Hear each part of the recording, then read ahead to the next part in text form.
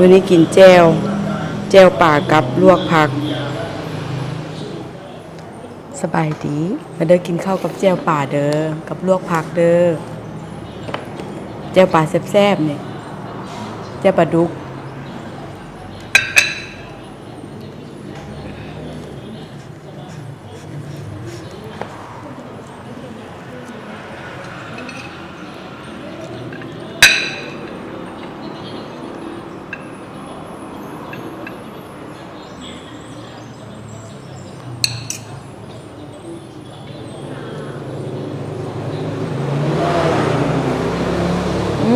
ใส่แมงดาน้ำ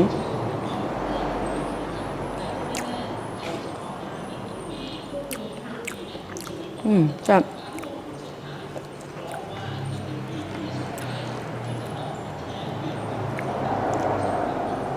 เฮ็ดบักก่อนอันนี้ใบมันต้นเนาะมัน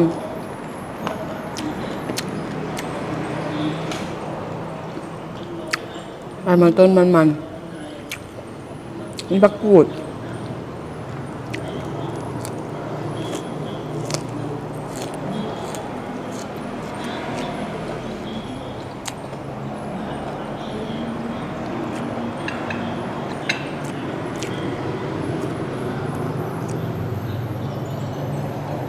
บ่เผ็ดปานนั้นเนาะถ้าเอาเผ็ดดิเผ็ดแล้วนี่แหละพี่น้องกินง่ายๆมาได้กินข้าวนำกันเด้อทำนี่ก็แซ่บแล้วเนาะ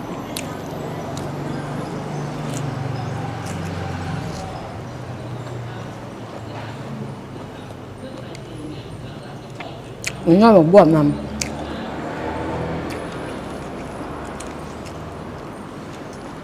ยอดบวก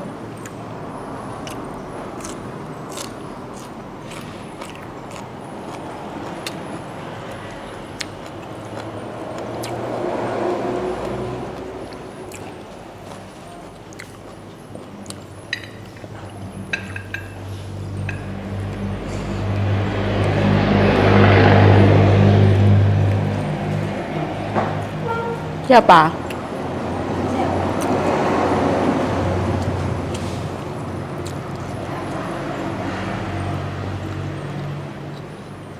แม่มาถามเรากินข้าวกับหยังเรากินตั้งแต่4 โมงกับตอนเช้าคุณ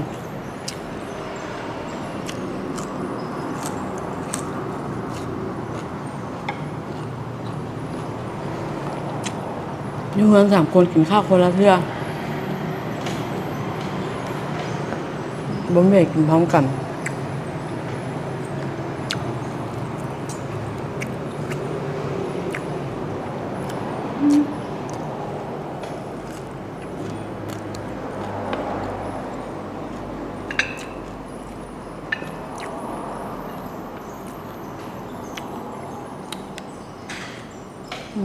ครับ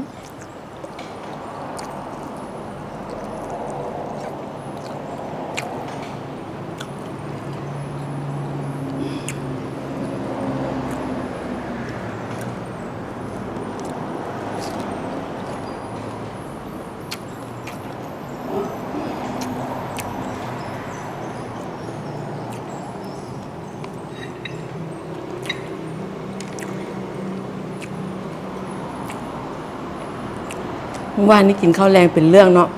เมื่อก่อนนี่กินข้าวแรงเป็นเรื่องเมื่อวานนี้หิวข้าวตอนแรงอดบ่ได้คิดว่าจะกินข้าวกับลาบป่าน้อยนึงกินได้น้อยเดียวแกบ้ากันเฮ็ดได้สุดจ้าเด้อคันอดได้ตอนแรงแล้วบ่ต้องกินเลย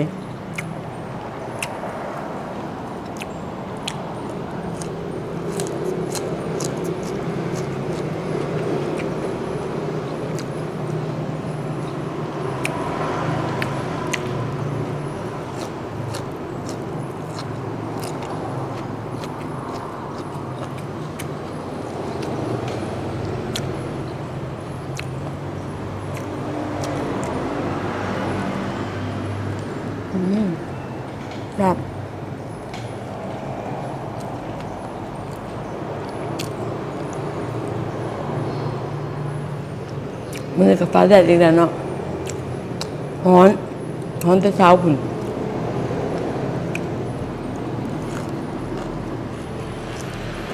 เป็นอย่างนี้แหละบ้านเฮานะตอนฟ้าแดดนี่คือฝนสิบ่ตกจักเทื่อแล้วตอนฝนตกคือสิฟ้าบ่แดดจักเทื่อแต่ก็ยามมันยามนี้เพิ่นดำนาคันบ่มีน้ำเพิ่นก็ดำนาบ่ได้เนาะอดเอาหากบ่ได้เฮ็ดนาก็ได้อดช่วยเพิ่น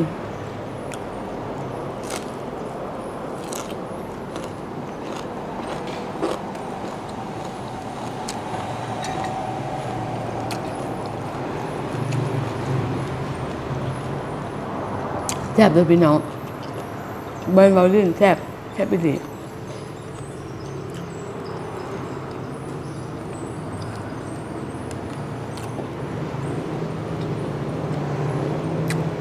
เราเผ็ดใหญ่เฮ็ด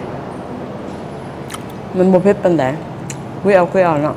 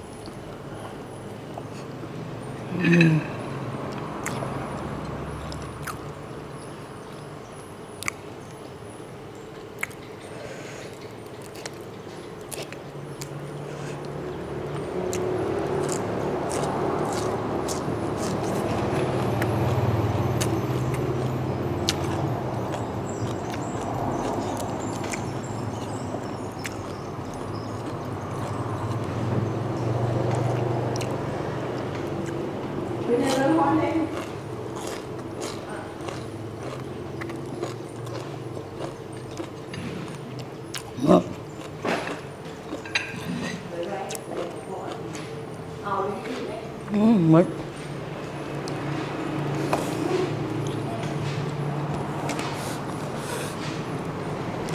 จับหลาน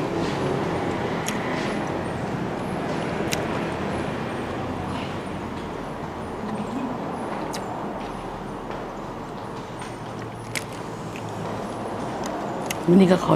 จบคลิปนี้แต่เพียงเท่านี้เนาะขอบใจกับ FC ทุกคนที่กดติดตามให้เนาะแต่เขาพูดมันยังพันได้ติดตามเบิ้งซื่อๆกะขอให้กดติดตามให้แน่เนาะขอบใจบ๊ายบาย